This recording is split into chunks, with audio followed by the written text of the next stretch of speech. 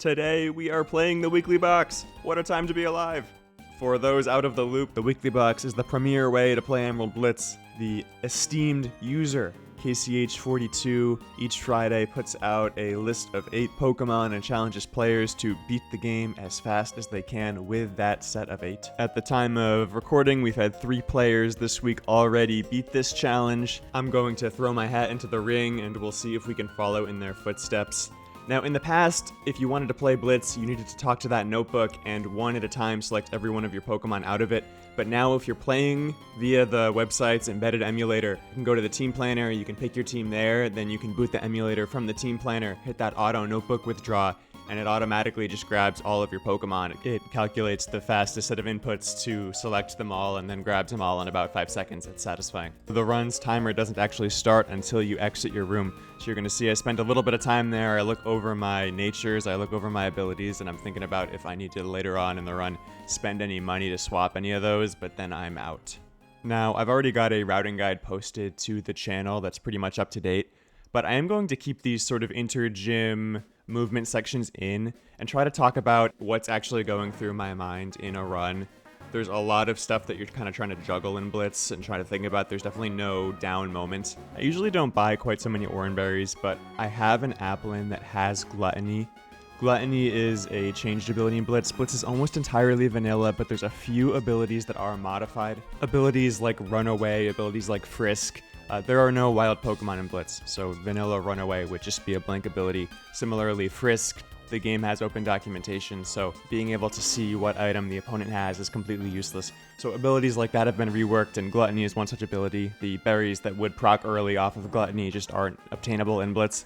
So instead, Gluttony allows your Pokemon to eat additional Oran Berries when it consumes a berry, and that means that you end up going through a few more Oran Berries than you would otherwise. I say a few, it's really a lot. At the time of recording, Gluttony can proc 3 to 5 times off of a berry consumption, so that adds up quickly.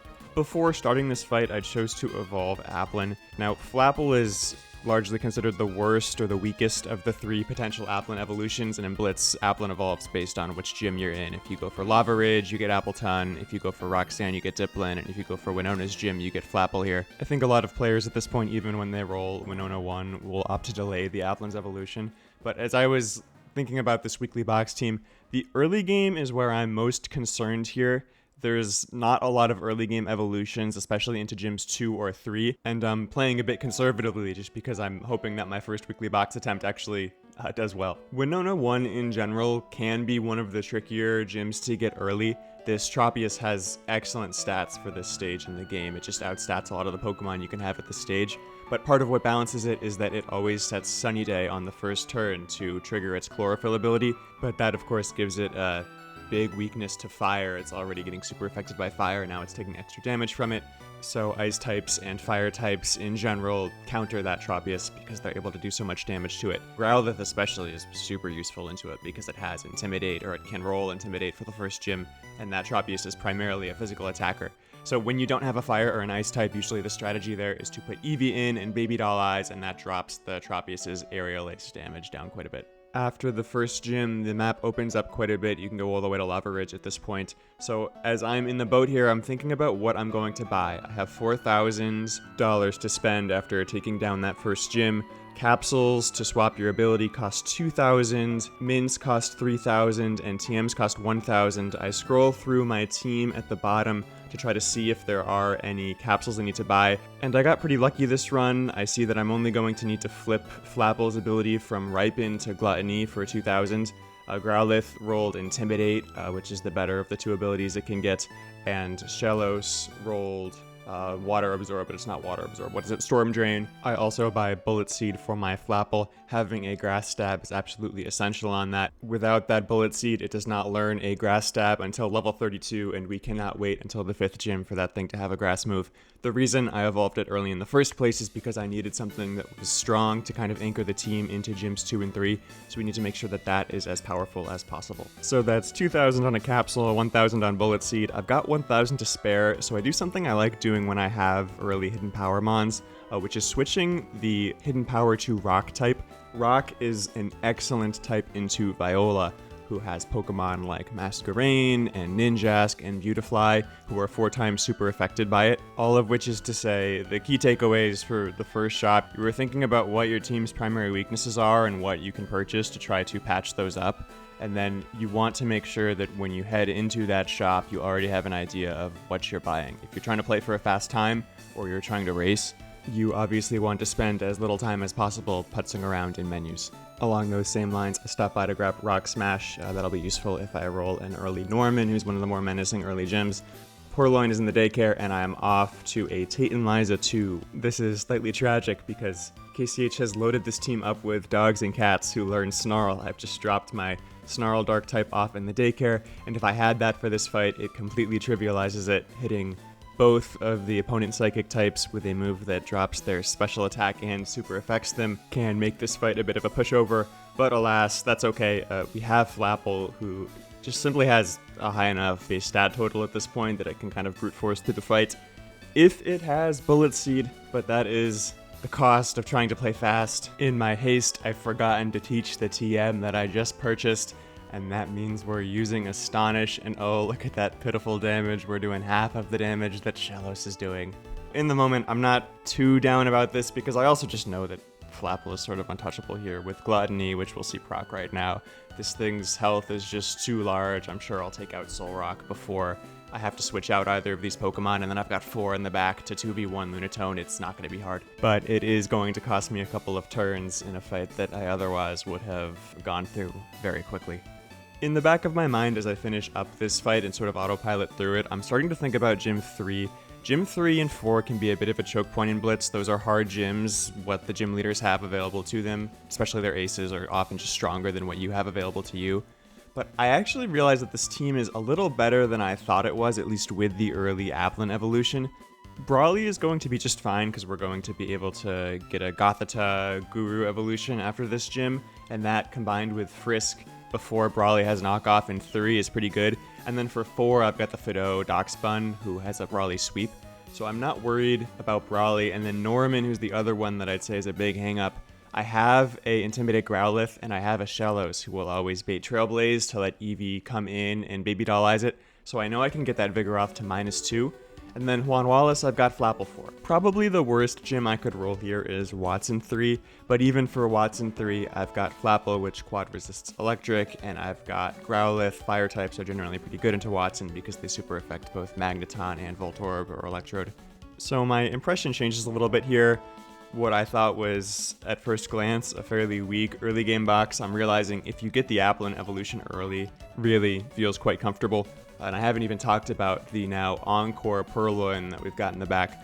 Encore, especially on fast Pokemon like Purloin, is excellent in Blitz. There's a lot of Pokemon that set weather that you can trap, right? So if I roll Flannery, for instance, the ability to trap Flannery's Pokemon into setting Sunny Day over and over and over allows you to sort of cheese that fight.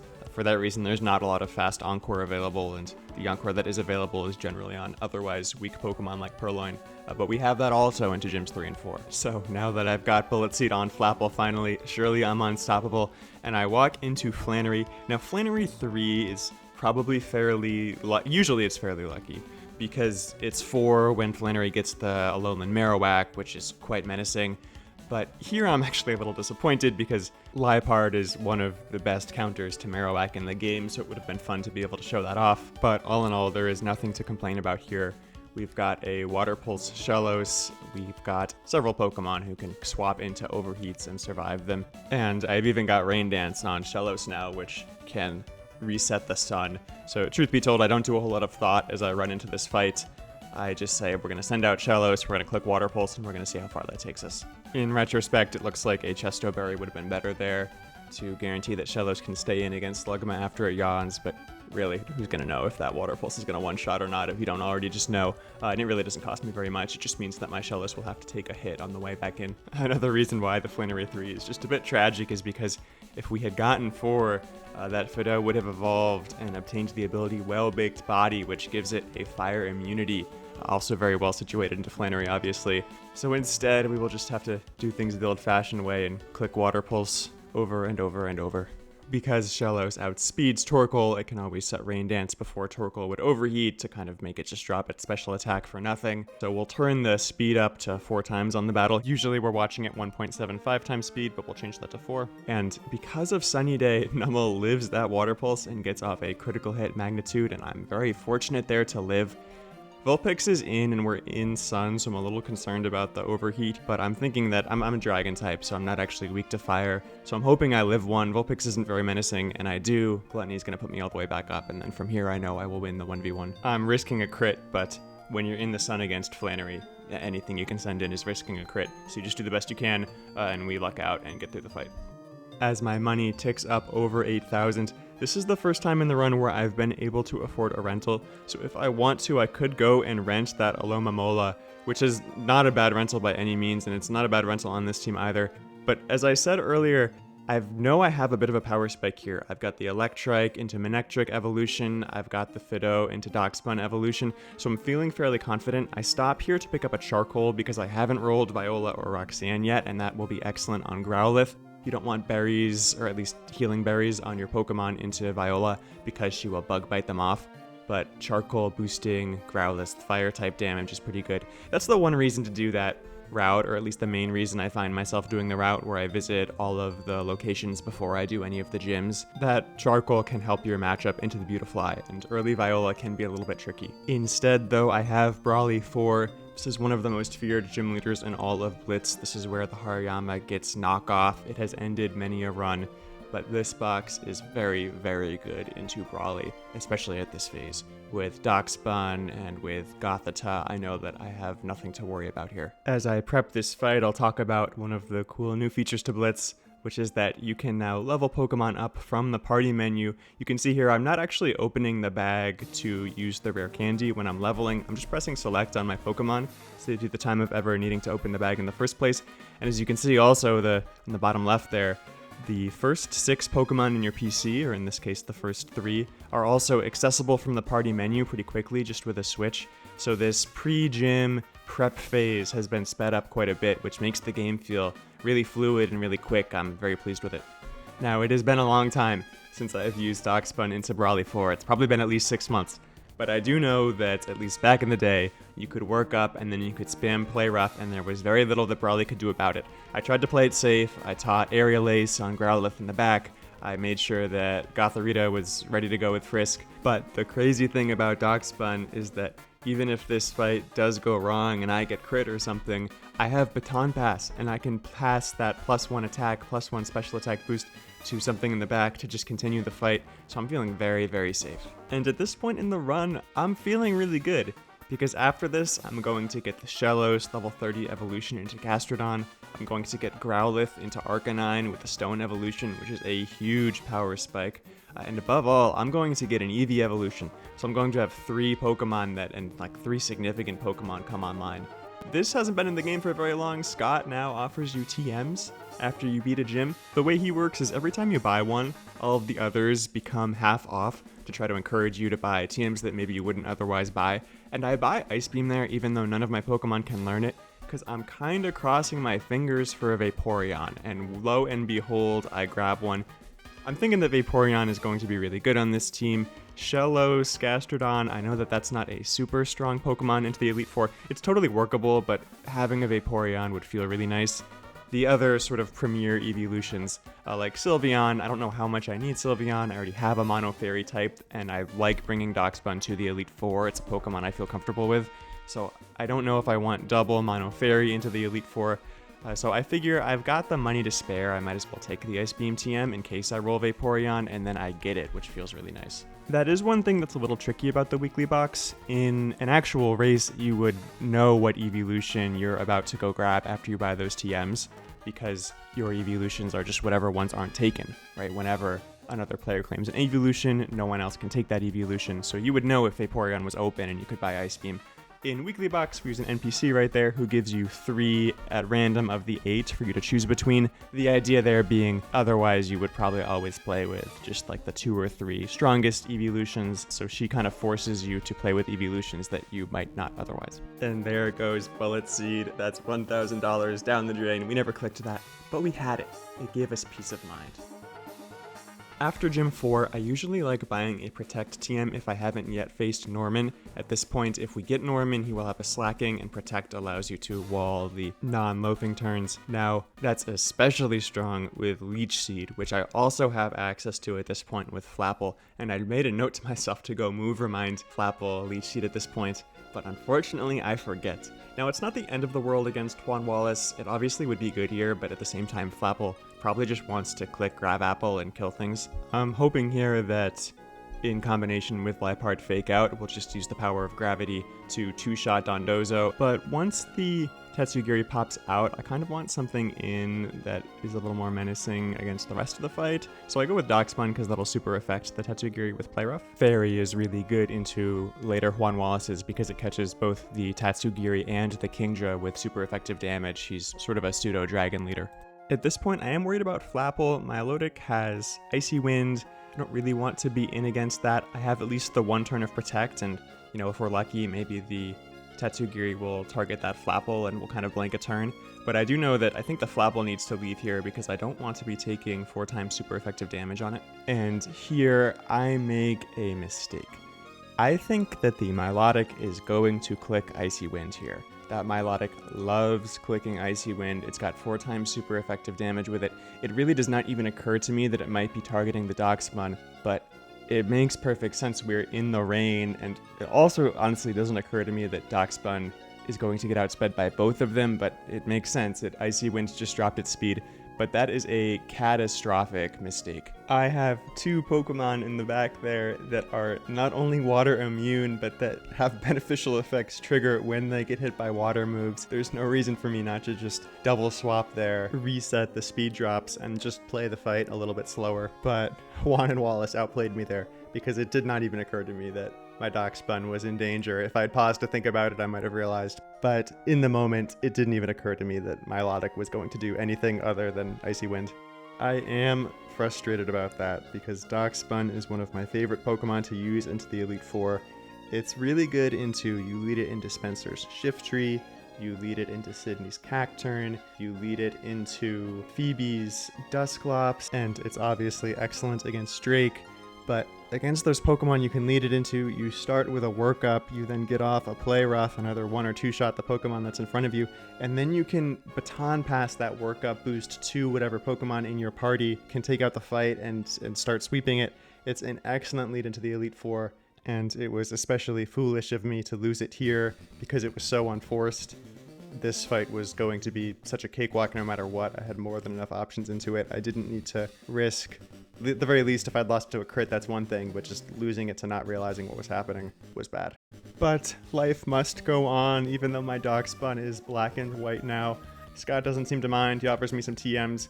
I like Flash Cannon, I like Body Press. Those are going to be good on Bronzong later. Bronzor, the most recent addition to the Blitz pool, hasn't had a whole lot of screen time. I actually did. This is my second weekly box run here. The first one I did without Bronzor because I forgot to withdraw it. And in that run, I got Flannery 1, so I could evolve Applin into Appleton. And then I proceeded to get Wattson 2, into Roxanne 3, into Juan and Wallace 4, and by the end of that stretch, my Appleton had like 9 of the 10 possible kills it could have obtained.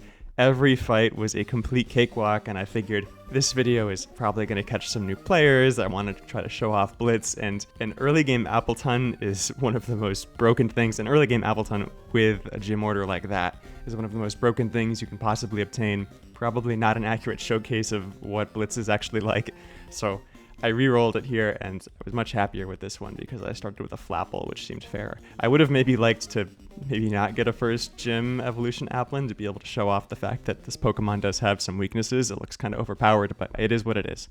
Now here I do finally remember to go up and get Leech Seed on Flapple because I'm kicking myself after that most recent forgetting it. I also choose to put Sunny Day on Bronzong. I like the idea of using Bronzong to sort of set up Arcanine. Arcanine, a super powerful Pokemon, and mine is super strong. Mine has 31 special attack IVs this run. So I like the idea of maybe using Bronzong as a pivot, as a tank, swapping it in, setting up Sunny Day, and then trying to switch to Arcanine. Norman 6, this is great news. I've got Leech Seed now, so I've got Leech Seed Protect for the slacking. Norman gets a bit trickier in 7 and 8 once his Loudred evolves into Exploud, so this is a nice stage to get this gym. And once again, we're going to lead with a Liepard fakeout. This Spinda is infamous for teeter dancing, but I figure that I outspeed, so I'll stay in and we'll see if we can 1v1 it, and if we get confused, we will leave. At this point, I stand up to grab some water, lose about 30 seconds, so there's a lesson for you at home. Make sure you have something to drink before you sit down. Each of these turns, Spinda has a 50% chance to use teeter dance, but lo and behold, it doesn't ever do it, so Liepard handedly wins that 1v1, ends its encore, and in next is the slacking. It's tricky to know if this is the slacking or not, because Norman does have a Zorork Hisui, which can disguise itself as slacking, but I know this is the real slacking because it's level 35. So I want to get Flapple in so that I can protect, but before I do that, I'd really like to tank the hit on something that I don't value the health on quite as much. Flapple might have to come in multiple times this fight, so we really don't want to take a huge chunk on it, but I'm concerned there because I think that slacking sees kill with multiple moves onto the Liepard, so I'm not sure what to do, and in the end I end up going with Arcanine to intimidate it, and I feel like that ends up being safe. Norman is an intelligent man, and when he sees that protect, he will bring the slacking out, but that is a-okay because it gives me a chance to set up Leech Seed and set up a dance on Flapple. So now we can really go to town. We are healing every turn, we are plus speed, we are plus attack, and we are going to start tearing through this team. If the slacking ever comes back in, we have Protect for it, and the Lanoon and Zorork, which are the two Pokemon that remain, are not particularly tanky, so I'm feeling really good about this. I think we might be able to just finish it off with Flapple. This segment definitely showcases why Leech Seed is one of, if not the strongest move in the entire game, and why Protect synergizes with it so well. I think a lot of top players don't really go for Leech Seed Protect very much, at least I don't see it in their runs nearly as much as I use it in mine, which makes sense because they're trying to play fast. But if you were just trying to be consistent or beat the game, you get a lot of mileage out of drafting a Pokemon that, especially a Pokemon that starts with Leech Seed, something that has to wait until Gym 5 for it, like Applin, can be a little hit or miss. But if you get something that starts with Leech Seed and then you pick up Protect TM up after Gym 5, you have a fallback option for if something goes wrong that's much more powerful than you would have otherwise. Post Gym 6 is another big shop update. We've now got access to Mega Stones for Pokemon who have evolved once, like Manectric. And we also have access to Citrus Berries, which you saw I almost forgot, which would have been disastrous. It's also the last point that you can rent. If you want to take a rental and potentially steal it, now, I'm not condoning crime. Crime does not pay, especially in Emerald Blitz, but it is something that some players do choose to weigh. Now, again, I still have that Alomomola from way before, and I have 2 water types now, including Vaporeon, so there's not a lot of appeal in that. So I don't go back to the renter NPC, and I walk into Viola. Now, Viola, she seems like she'd be really easy at this phase. A lot of her Pokemon like Volbeat and Beautifly have the same exact stats that they had in Gym 2, but there is a Cleavor on this team, and that can get you.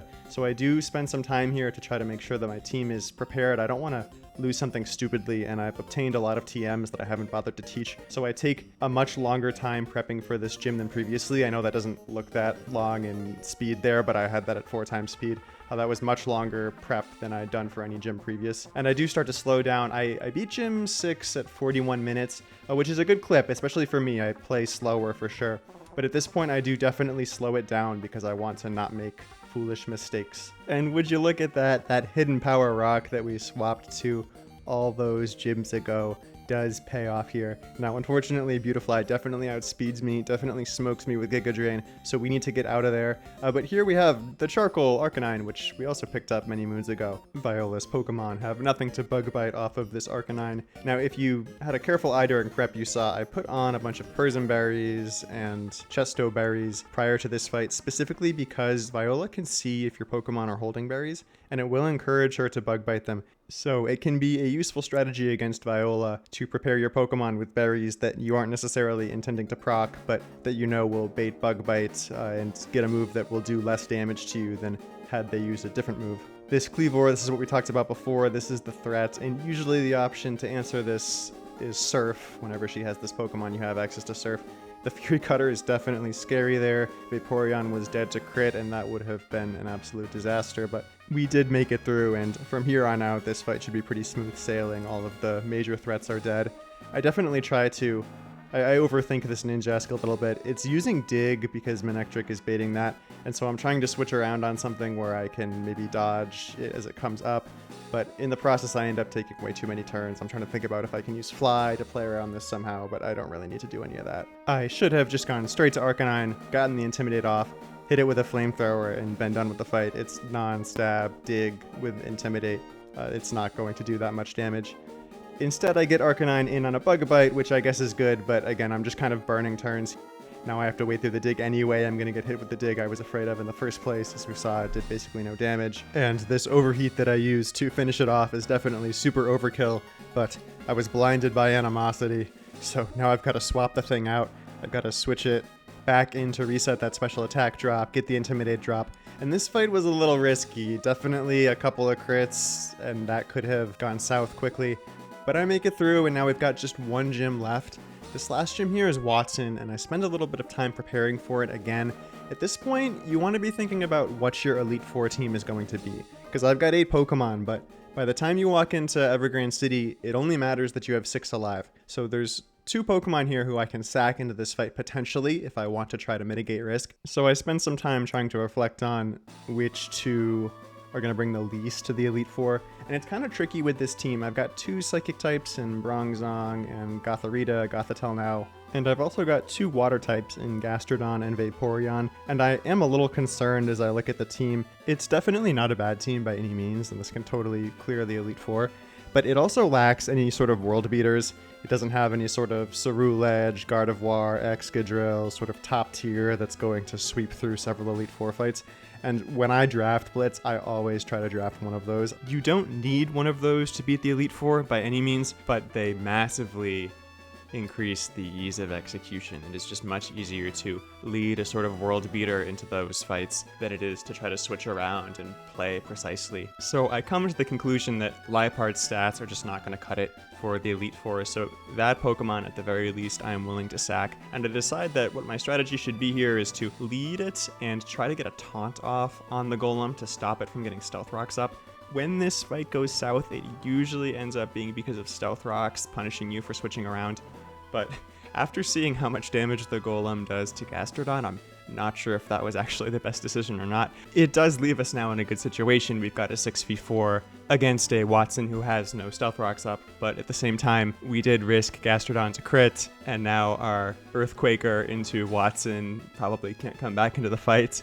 So that's not great. I was willing to risk Gastrodon though. Like I was saying, I know that Vaporeon more or less does its job anyway. I don't have Steven waiting for me at the end of the Elite Four. I have Wally. So having that ground type isn't super important. And in the end, I get a pretty good situation. I get to try out my Bronzong strategy here of getting Sunny Day up, going into Arcanine, and trying to see just how powerful this 31 IV Arcanine is going to be. Wattson has a Steel type and a Grass type, so Fire types are usually pretty good into him, but obviously he's not just going to send the Magnezone in to get one shot. So instead he goes for Manectric, and I remember I'm very foolish here. I really just am wanting to get full value out of the Sun turns here, and so I decide Arcanine will stay in and it will click Flamethrower.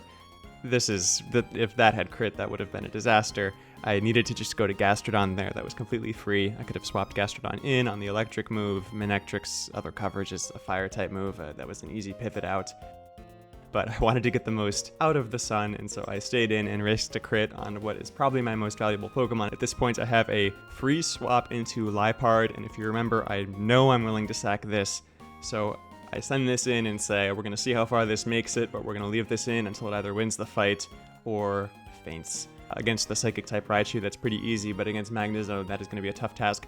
We have Snarl, though, to drop its special attack. This team has a lot of potential Snarl users, so it feels bad that this is kind of the first time in the run I've been able to show it off. At least I think it's the first time I've used Snarl. But you see the value here, right? This Magnezone massively outstats Liepard. But after that first Snarl, it lives a hit, and after 2 Snarls, this Magnezone is no longer threatening to anything else on my team. I can safely swap in whatever. And the gym phase is over. It is time for the Elite Four.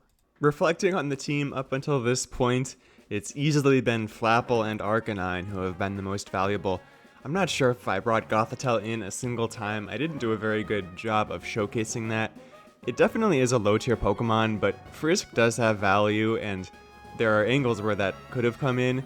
So I feel a little bad about that, and Bronzong also. This is sort of a situation where I'm falling back on the Pokemon that I'm more familiar with. I've done a lot of runs with Growlithe, I've done a lot of runs with Applin, so I'm kind of familiar with those Pokemon's spots and where they can come in, whereas I'm less familiar with Gothitelle and Bronzong, especially because Bronzong is so new. so I don't get quite as much use out of them, and that kind of is how I decide this Elite Four team. It's not obvious to me if Gothitelle or Gastrodon would be better, and at this point, Gothitelle probably does outstat the Gastrodon, but on the other hand, I've never done Trick Room setups with Gothitelle specifically, and for a Pokemon that I haven't brought in once a single time so far, it seems hard to justify bringing that in now in the Elite Four and going with double Psychic type. I'm also worried about my Sydney matchup. I don't think my Sydney matchup is that excellent, especially with the Fidough fainted, and so the prospect of bringing 2 Psychic types into the Elite Four seems kind of risky. In Blitz, there are no fewer than 8 possible trainers you can end up facing in the Elite Four before the champion fight. Each fight flips between 2 options, so it's tough for me to kind of visualize all of the possible things that I could end up needing, so I try to just quickly go through each member in my head and think, do I at least have some ways to win that fight? And during that process, I try to just buy a bunch of TMs that I know can end up being useful, so stuff like Light Screen and Protect, so that later on in the Elite Four, if there's a Pokemon that I know just doesn't need a certain type of move anymore, I have generic utility moves that I can put over those slots to try to outplay fights. Against Sydney, Arcanine comes in, leads against the Cacturn and one-shots it. This Crawdont is probably the most menacing Pokemon in this fight. Adaptability, stab knockoff is really menacing here. And I'm thinking I want Manectric to take this kill. Crawdont has extremely low special defense, so I know that if I can get the Manectric in, I can one-shot this. But I know that Manectric is also very frail and probably dead in 1 hit to a Crabhammer. So I put in Gastrodon first to make sure that it's not using Crabhammer. I put in Manectric, and I did not put on a Mega Stone on that Manectric. That allows knockoff to be boosted. I'm not even sure if that crit mattered, but I honestly doubt it did. Crawdont probably kills me from that range anyway, because adaptability, stab, knockoff against Manectric when I'm holding the Citrus Berry is going to get the damage boost on the knockoff. That's the tough thing about Blitz. You're trying to play fast, you're trying not to spend a lot of time in menus between fights, but you still have to be precise in what you're putting on your Pokemon. That loss is really rough. Not necessarily because Manectric is essential to any one specific fight, but because I already wasn't feeling very confident with this team when I was going to fight a series of 6v5s, and now they're all going to be 5v5s. The latter half of this fight requires a lot of understanding of Emerald Blitz's AI. If the opponent is at -1 in its primary attack stage, and it's also leech seeded, it has a 50% chance to swap out every turn. And then if the opponent is at -3 in its primary attack stage, it also has a 50% chance to swap out any given turn. And so I kind of realize here that I can abuse that, first by getting Absol out into Samurott, and then by swapping between Arcanine and Vaporeon. Arcanine always baits a water move, and Vaporeon has Water Absorb, so I realize I can go back and forth between these Pokemon, repeatedly lowering the attack stat of the opponent, and then whenever it gets to -3, I can just keep clicking Surf on Vaporeon and catching whatever comes in with a Surf, and this strategy ends up preventing what I was kind of nervous was going to be a wipe in the aftermath of that first loss there. It didn't ever look that bad HP bar-wise, but Bronzong is not very tanky into this fight, obviously, and when Flapple and Gastrodon go low, it wasn't clear to me how I was actually going to make progress through this fight, especially into these Pokemon that have super high damage critical hits, but I can pivot between Arcanine and Vaporeon here to guarantee a pretty safe line through the duration of the fight. It's worth noting that this is how Nuzlocke start to snowball. If I don't lose that Darkspun to Juan and Wallace 6 in an unforced error, then I don't lose Manectric here. Right? If I have Darkspun for this fight, then I can lead with a Work Up and just start play roughing through this entire fight. But because I don't have Darkspun, that leaves up an opportunity for me to make another mistake and lose Manectric. This is one thing that I really like about Blitz compared to a lot of the other traditional hardcore Nuzlocke hacks. In those hacks where you have infinite time to prep fights, if you ever lose a Pokemon to a mistake or because of an oversight, you feel really foolish and you're kicking yourself because you wish you had just spent a little bit more time in the calculator before you actually attempted the fight. But in Blitz, you don't get to spend an hour in the calculator before you attempt the fight. Because you're under the pressure of playing quickly, Blitz forces those mistakes, and so that becomes one of the key skills. What sets the best players apart isn't that they never make any mistakes, but that they make fewer, right? They think faster and more accurately under pressure. And when you do make those mistakes, it just becomes about how far can you push the run? How far can you make it before you go to the truck? Unlike in traditional difficulty hacks, where you can have 200 fights left, there can be months left of the game, and it can be discouraging to have to spend all of that time thinking about how if you had just spent a little more time in the calculator, you wouldn't be in this position in the first place. In Blitz, the time that you spend prepping has opportunity cost. The time that you spend prepping is time where another player could have passed you. So now it's time to find out. How far can I push this run? Next up, I roll Lucy. I definitely would have preferred Phoebe. With Crunch Arcanine, with Vaporeon for the Typhlosion, Phoebe would have been pretty easy for this team, but instead we get Lucy, and I end up leading Flapple. So let's pause the run really quick, because I think that this is probably confusing to people, and this is a mistake that I see a lot of people make. In a fight like this, where it is clear I'm going to need to get a lot of value out of all of my Pokemon if I'm going to have a chance to win, the situation here isn't what's the strongest Pokemon into Lucy, I should lead that one. The situation is, where can Flapple ever come in on this fight to actually gain any value? And as I'm looking at this team before I go into it, I see that Seviper doesn't actually have a poison type move that it can hit me with until it procs its berry, right? Belch can't be used until the Pokemon uses its berry. If Flapple comes in on anything else, it's going to have to immediately leave because of Sludge Bomb, but it can come in on Seviper. So even though I could have led something else that could have taken on that Seviper more quickly and handedly, something like Arcanine could come in on multiple Pokemon in this fight, whereas Flapple is going to get the main value against Seviper if it's going to get value anywhere. When you find yourself up against tough fights where there's a Pokemon on your team who otherwise wouldn't seem like they can contribute at all, you want to look for spots where they could come in and contribute, because the difference between a Pokemon that comes in one narrow specific spot and gets a hit off, and a Pokemon who just never is able to come in because they'll always get one-tapped whenever they're sent out, can be the difference between a lost and a won fight. So as we watch this fight together now, the metric for Flapple having success here isn't necessarily if it beats the Seviper in a 1v1. The metric is if it makes any progress, right? Because otherwise I've kind of decided that this thing doesn't have much progress to make. Here I want to go Arcanine so very badly to get that Intimidate drop, but I know that if I drop its attack stat to -1, its primary attack stat, while it's seeded, that will give it a 50% chance to swap out, and that's not really what I want. I want to keep this Leech Seed up. So instead I go back to Flapple and I throw up a Protect. This is again the synergy between Leech Seed and Protect. And this is working fairly well because Seviper, it's using the super effective Dragon Tail, but whenever I'm getting swapped out, I'm coming back in on a move that isn't Dragon Tail, and I'm able to, as you can see, almost make my entire way through Seviper. Now I'm in a spot where the Seviper has the speed boost, Belch is online, but I know I'm baiting Giga Drain here because that's 4 times super effective, and because the Seviper outspeeds me at this point, I'm expecting it to use Giga Drain, so I'm thinking that I can go to Flapple, quad resist that Giga Drain, and then Protect on the Gunk Shot turn, and then finish it off with Grav Apple. But as I swap in Flapple, it heals, and I realize that Seviper is so weak that it didn't see kill with Giga Drain on Gastrodon. That is rough, and it's going to only get more rough, because the way that I thought Belch worked was that you could use it once after you consume the berry, but no longer after that, and I realized here, no, it's once you consume the berry, you can just keep using Belch. That's a problem. I end up taking a big chunk on Arcanine, and the whole point of this was to avoid taking a chunk on Arcanine. Now the thing is intimidated and it's going to swap. I go Bronzong hoping to blank another Belch, but now things are kind of off the rails. The only Pokemon on my team who Overqwil doesn't super affect are Vaporeon and Gastrodon. So I'm trying to get those in. I try to go to Arcanine first to get an Intimidate to help one of them win the 1v1, but then Arcanine gets crit, and now Arcanine cannot come back in on the fight, which is going to be really rough for trying to deal with this Overqwil or this Crobat. Had I been able to go back and forth there and get 2 Intimidates off or an Intimidate off on Crobat later, that would have made a big difference. But now because I no longer have that, I just have to win these 1v1s without the support of Leech Seed or Intimidate. But this next swap is what I would consider the primary mistake of the fight. Crobat comes in, and I'm making decisions here in a very similar way to how I decided to lead Flapple.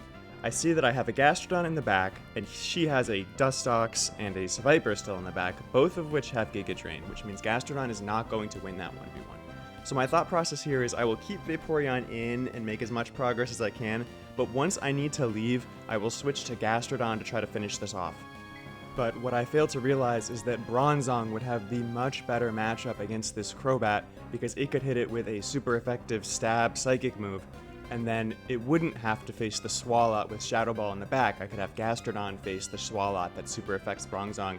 So I flip which Pokemon should come in on which, and that costs me. It's not that Gastrodon has a bad matchup into this Crobat, it's going to get the job done, but Bronzong doesn't have a great matchup into Swalot, and I'm really banking on the fact that Bronzong in the end here is going to be able to come in and clean up this fight, and I'm not realizing that Swalot Shadow Ball is going to stop that plan. Nevertheless, Gastrodon gets the job done, and both heals are out, which is huge. Lucy no longer can use any full restores. Gastrodon this time is definitely baiting Giga Drain, so I can go to the quad-resisted Flapple, and here I think, can Flapple live a Sludge Bomb from the Dustox?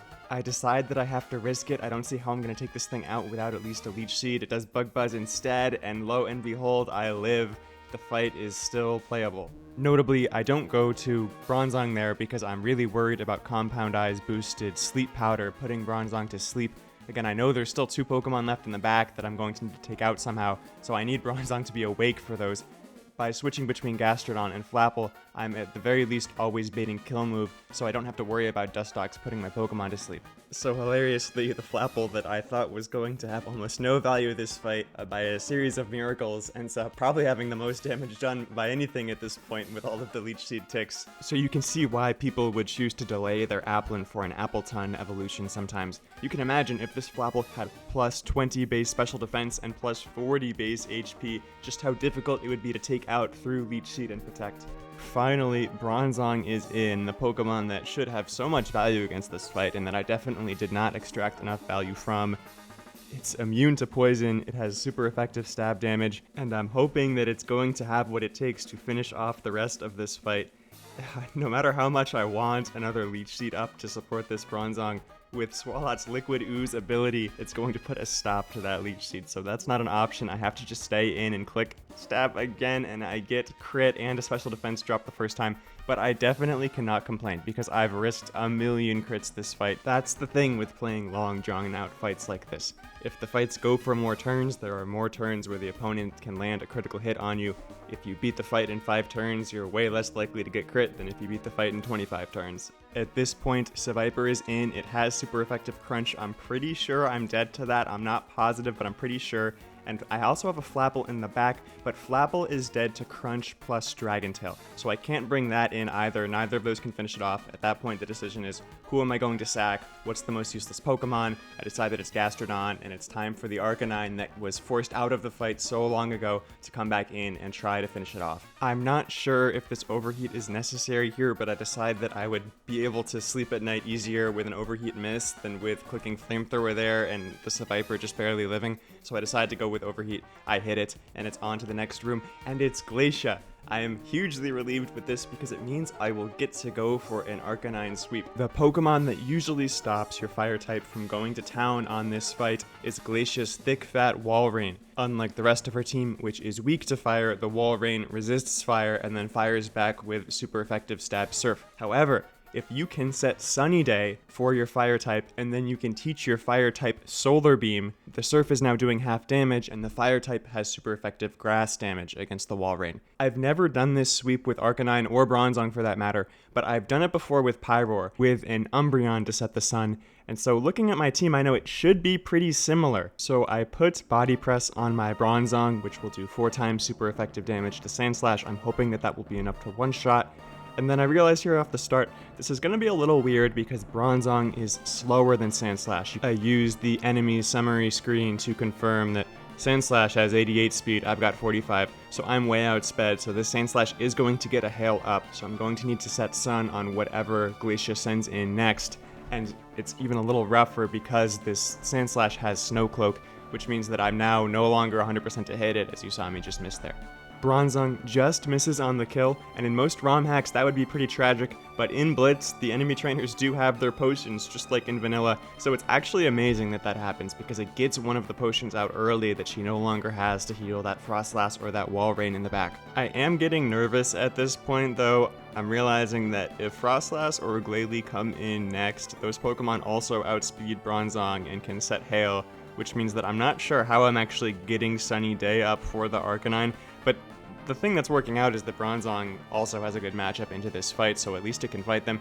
But look at that, Walrein comes in. It is a miracle, the only Pokemon on this team that cannot set Hail, which means Sun is up and it is time for Arcanine to come in. Let's see what it's got. Even with a 31 special attack Arcanine, I'm not sure that this wins. I think that it wins, but I'm definitely lucky that I came in on a freeze dry there, because I think that could have been a Surf. Both of them would have been doing half damage to the Bronzong.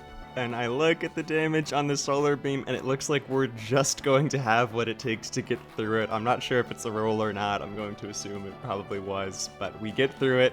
And now there's just Ice types in the back, all super affected by Arcanine. Surely we are home free at this point. Frostlass wastes its turn setting up Hail. The Alolan Ninetales in the back has Snow Warning, which means that when it came in, it was going to get rid of the Sun one way or the other. So we are lucky that Frostlass came in first. We don't have to take a Shadow Ball from the Frostlass, which outspeeds Arcanine. And if this looks comfortable, let me assure you that in the moment, I was anything but comfortable. I was very nervous. In the back, I have a Flapple, taking 4 times super effective damage.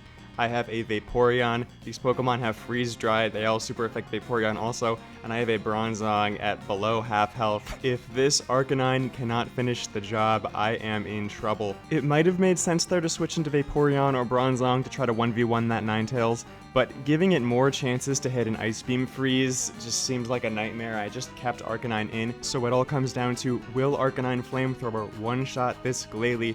I pull up the summary screen and I see that Glalie has a smidge more HP, but 20 less special defense, so surely this one-shots, but we missed the roll, and Arcanine goes down, but he goes down a hero. Glacia is out of full restores, thank goodness, because this Glalie hits all 3 of my remaining Pokemon super effectively.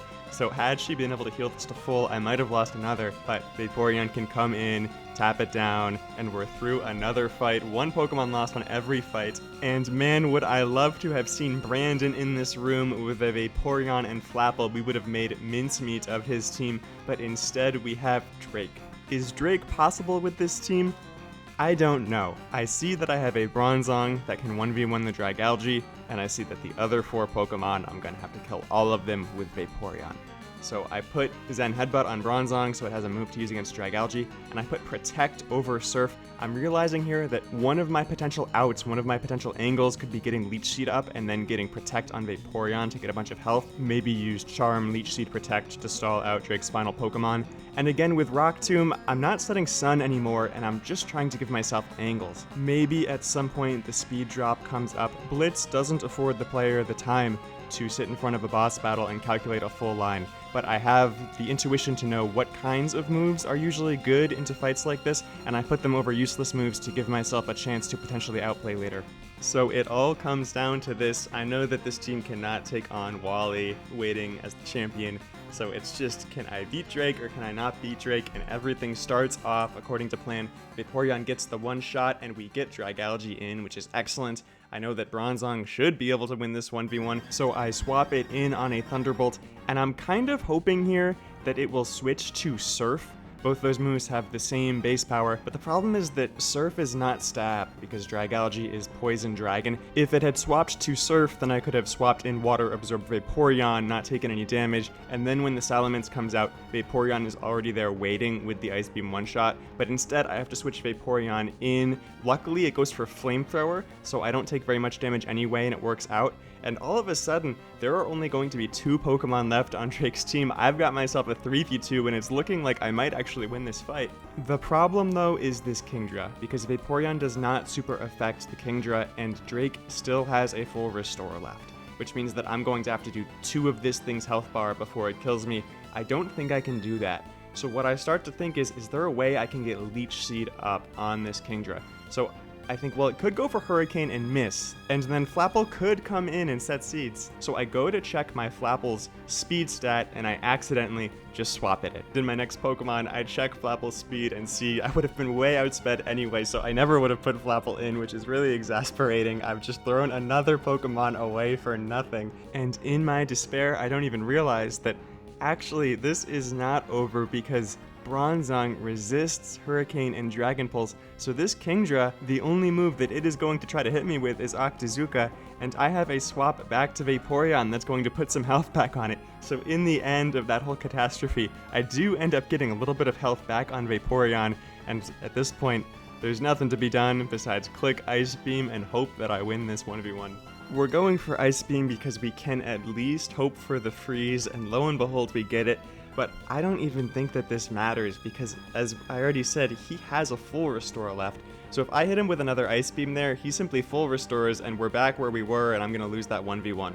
So my thought is that Bronzong can never come back in on this fight anyway. I might as well swap into it so I can at least swap back to the Vaporeon and an Octazooka to try to get some health back. But oh my goodness, on the guaranteed Thaw turn, Kingdra outspeeds and sees kill on Bronzong so it doesn't full restore. It then misses the Octazooka and Bronzong can finish it off. Now the final Pokemon Flagon is in. It can go for Earthquake or Flamethrower. It doesn't know my ability. It clicks Flamethrower and Heat Proof keeps me alive on 1.